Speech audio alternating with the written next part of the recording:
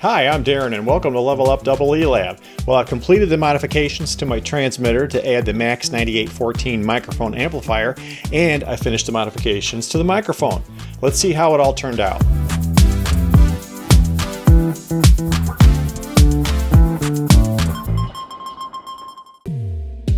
Here's the microphone that I picked up at a Hamfest for $5. It's branded American Electronics. I don't recognize who they are. It's got a push-to-talk button, the body still looks pretty clean, and the cord is still pliable and not cracked. The connector's missing, which is fine, I can put on a new one. The cable has 3 conductors plus a shield, which is the bare minimum that I need for this project. Let's open it up and see what awaits inside. Another reason why I picked it up is because it's held together with screws, rather than ultrasonically welded or glued. I'm hoping that all the internal parts are still there. If so, that may save me some work in retrofitting it to accommodate the Max 9814 board. And good news, it looks to be factory original. There's no evidence of any hack job repairs nor any suspicious chopped up wiring. The microphone element is inside this subassembly. This little impedance transformer is cute, but I won't be needing it. But I will be needing to keep this switch for push-to-talk function. Here's the microphone all disassembled, and these are the various bits and pieces I have to work with. And just to show how it went together, as I drop the microphone element here, we start with it. It will go into this piece right here. There's a little gasket that went underneath it, I think it was, like so. The element dropped in, the wires fit through a little notch on the side like so. There's a gasket that will go on top, and then this snap fit cover.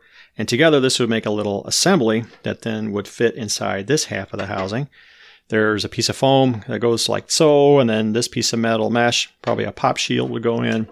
Then that would drop in, and then the other cover, the other half of the microphone shell, has a cylindrical boss on it that then took up all of the rest of the the airspace in there and kind of held everything together neatly.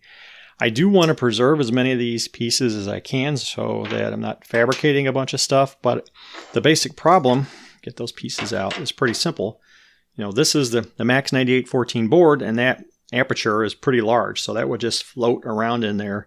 I don't want to put in glue or a bunch of foam and just have it sloppily held in place. So what I came up with was a way to make this rectangular object fit in that round object by using a classic mechanical engineer's solution, and I've designed a lot of these in my career, an adapter. Pretty simple. It took me between design and 3D printing probably less than 2.5 hours to come up with this. And the basic principle is very simple. This guy just drops right in to this rectangular spot in the center. I'm going to put a drop of RTV just to hold it in place, and then I've got some foam rubber I'll just cut into a circular shape to take up the rest of that and help provide some damping as well. Then I can take this, it'll drop right in to the existing round piece. There's a little notch there, and I'm going to have to enlarge the cutout that's here to let the wires come out. I'm going to replace these terminals obviously with wires. But once I got that done, then the rest of it reassembles the same way as the original. Put this little gasket on. I can snap this cover on. It'll drop right in to this housing with these pieces in place, then reassemble everything the way it was originally. So I think that's going to work out great. I think that's going to be very secure.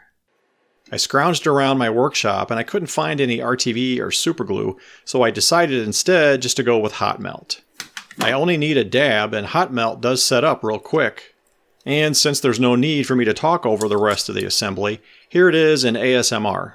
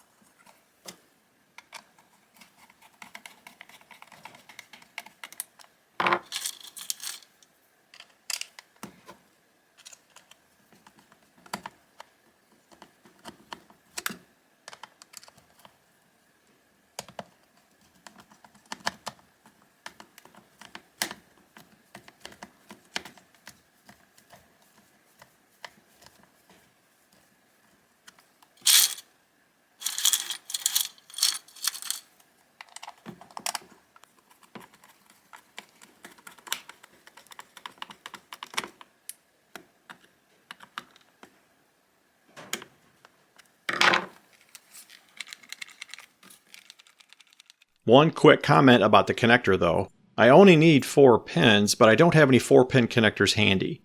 I do, however, have several sets of these 8-pin GX16 connectors. Now, I'm already using one on the back of the rig for interconnecting it to my receiver.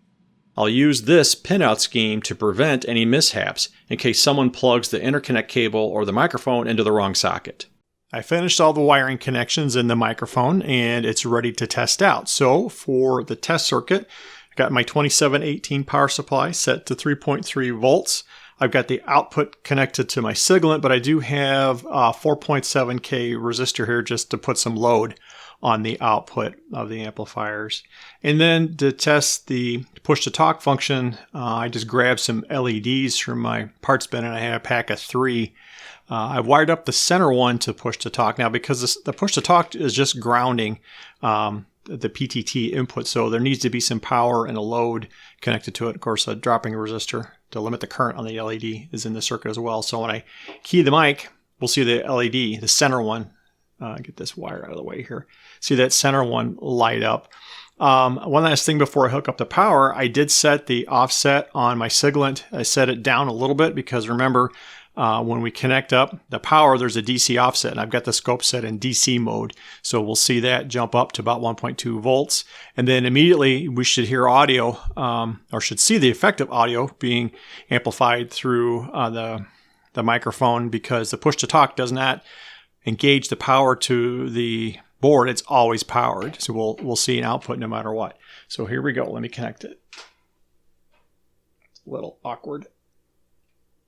All right, there we go. We saw the offset and we see a squiggly line happening, which means I'm getting an output from the mic. In fact, let me move it a little closer to my mouth so we can see a stronger signal. So clearly everything is working fine. And I should comment too that, here, I'll put the mic down. I set the gain option on the board to 40 dB, and according to the instructions, you do that by connecting the 3.3 volts to the gain pin. If you leave it floating or if you connect it to ground, you can get 50 dB or 60 dB a gain. And in the last episode, I was seeing that the mic is very sensitive to background noise, and I couldn't remember if I had the gain connected. But in this case, I've definitely got it connected to 3.3 volts, which will limit it to 40 dB. So hopefully that'll help a little bit with it picking up too much background noise. And then lastly, let's see the push-to-talk work. Get this wire out of the way. You can see that middle LED light up whenever I push the push-to-talk. So the microphone is definitely working correctly, and I can move on now to the modifications to the rig. And to do those modifications, I'll need to create a circuit board for the new design. But first, here's a refresher on what the modified circuit looks like. The input section contains RF filtering and sets the signal level for this next portion, a 2-stage Sallen key low-pass filter built from the NE5532. The top half of the schematic is the linear regulator for dropping 12 volts to 3.3 volts for the Max 9814. Lastly, I've added a sprinkling of extra power and ground terminations that'll be used by the modules that are close to this one. All in all, it's actually a pretty simple circuit, which then translates into a pretty simple board. It's 27 by 42 millimeters, the same size as the original. And like with the original, I put most of the components on one side. There was one trace that I just could not squeeze on this side, so I put it on the other side, which gave me an excuse to put all of the 3.3 volt stuff on this side too, along with the through-hole electrolytics. I've gotten pretty good at making and stuffing my own boards, even double-sided ones. Wherever I can, I keep traces to at least a 0.5 millimeter wide, use nothing smaller than 0.805 for resistors and capacitors, and use the hand solder footprints in KiCad or make larger ones myself. That helps a lot with build quality. And here it is after installation in the rig. Wait, you don't see it? It's this guy right here. Yeah, it is kind of buried, and I did have to do a lot of digging and disassembly to get access to it. But fingers crossed that this is worth it and will improve my gain control. Alright, I've got the rig connected up to power and a few pieces of test equipment here, and it's working. I thought I would show just a quick qualitative view of what the signal looks like now, and then we'll give a listen to it.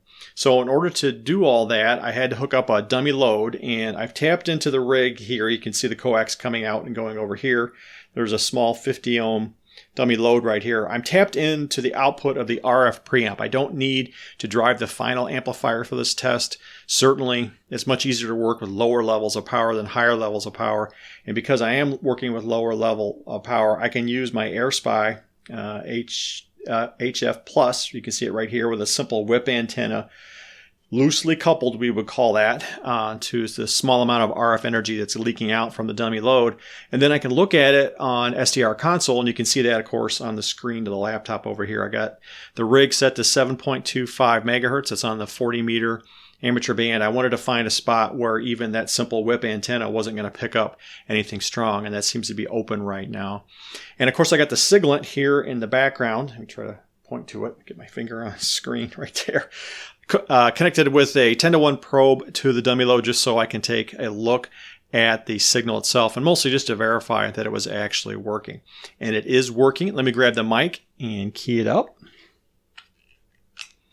And here we go. We can see both on the signalant that there's a signal coming out and there's a signal on the SDR console. So I'm definitely transmitting. The signal looks somewhat very tightly bunched, not any distortion on the SDR console, but that probably doesn't mean that much. I have to look at it on a spectrum analyzer to really look for distortion. But the next thing I want to do here is zoom in closer just on that SDR console screen. I want to record an actual audio sample of what it's picking up on air so we can listen to that. All right, I've keyed the mic. I'm speaking into it in my normal volume and style of speaking. And the microphone is about 3 inches in front of my face. And I think this is working quite well. There might still be a little bit of low end missing from my voice, but that also could be because my home-built rig may not be exactly at 7.25 megahertz. There could be a little bit of frequency shift there that's causing a shift towards the higher end of my voice components, but that's fine. And more importantly, you can tell as I start raising my voice and actually start shouting into the microphone that the automatic gain control is working and it's not causing distortion or over-amplification of the signal. And at the other end of the volume extreme, as I move the mic at arm's length, about 2 feet away, start speaking softly, my signal is starting to get a little distorted, which actually may be a good thing because the total amplification and IF conversion and everything in my rig may be just naturally dropping out a lot of that background noise. I was hoping I'd be able to show the transmitter in action with my home-built receiver, but as you can see, it's kind of torn apart right now. I'm chasing down a new problem that showed up in the front end. I think it's getting overloaded. I do have a solution that I'm breadboarding that should hopefully fix that. And when I do, I'll probably make an episode to show what the problem was and how I fixed it. But it seems like it's always something with home-built gear. At any rate, I hope you did enjoy this 2-part little series that I did on improving the microphone audio on my HF transmitter. As always, I hope you're enjoying the content here on my channel. So until next time, bye for now.